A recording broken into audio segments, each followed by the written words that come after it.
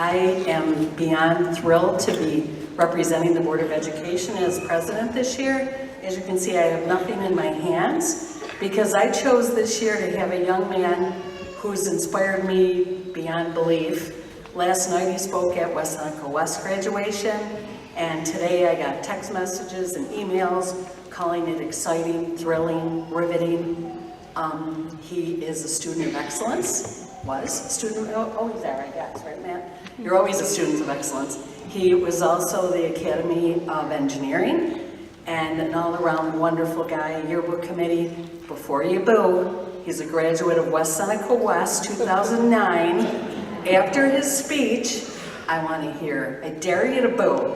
He has a message that's second to none. I think all the text messaging and email I got today, he so deserves. I would like to introduce you to Matthew Faulkner.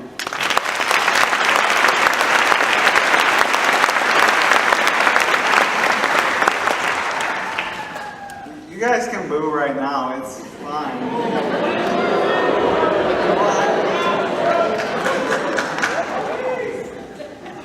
Go East, that's right. I'm thrilled to be here tonight.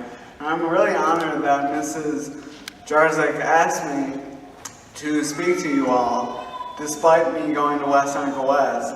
I know that's kind of a disadvantage to me as a person, but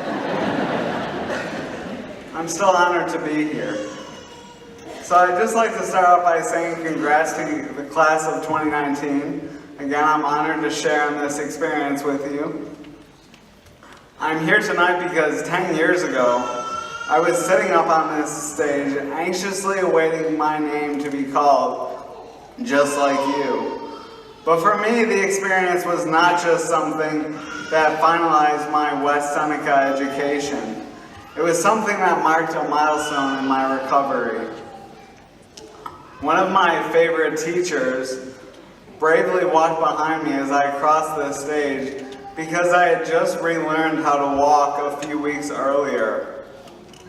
My senior year went by pretty smoothly. I was in the pre-engineering academy. I was taking a few AP classes, and I even parked my old car featuring, no joke, plastic chrome spinning rims in the student lot each day. It was really the best purchase that I've ever made. They were only $10 for all four. Following high school, I was planning to, and I had already been accepted to go to Canisius College to study finance the following fall.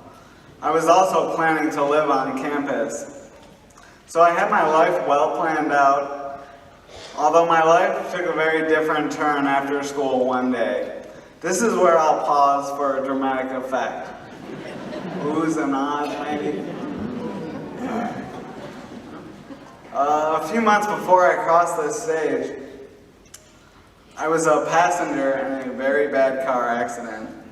I suffered from a severe traumatic brain injury, and I was left in a coma, a deep coma, struggling to survive due to someone else's negligence.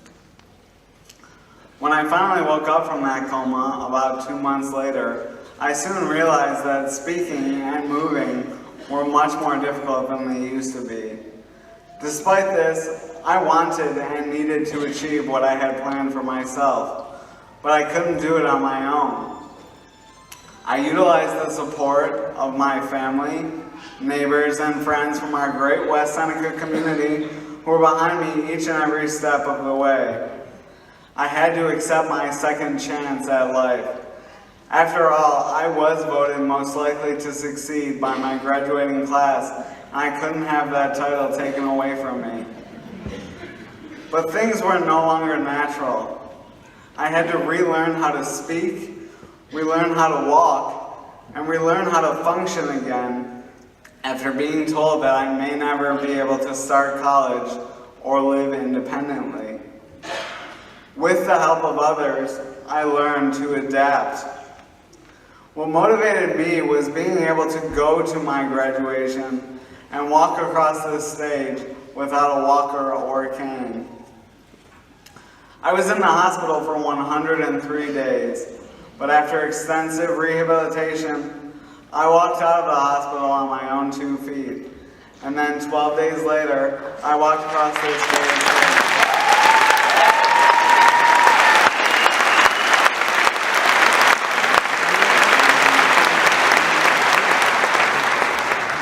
In my reflection on the last 10 years, I realized that graduating from high school was just the beginning of this new life for me. And I think that many of you can treat it like that too.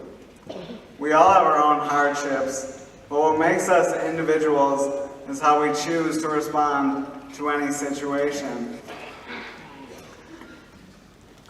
If you remember one thing from this speech, remember this.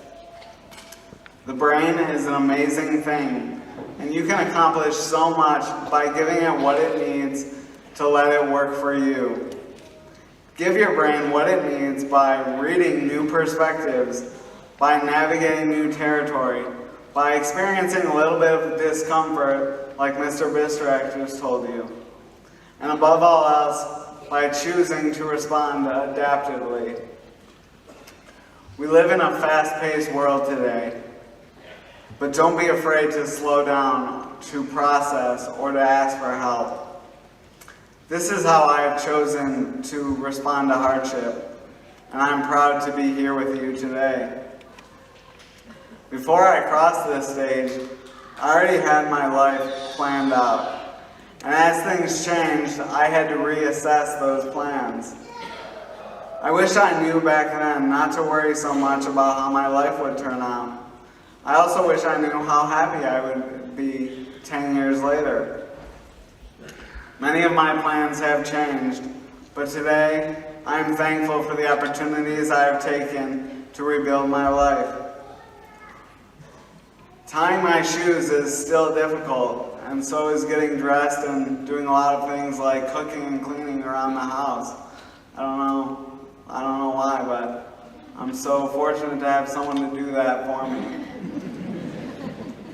I graduated from Canisius with a degree in economics and finance 6 years ago.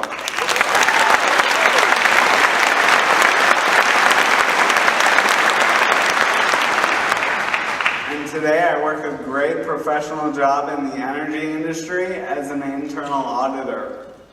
I am also married and I own a home. And if you really must know, the car that I drive no longer has plastic chrome spinning rings. I hope that you all have an idea of which opportunities you'll respond to tomorrow.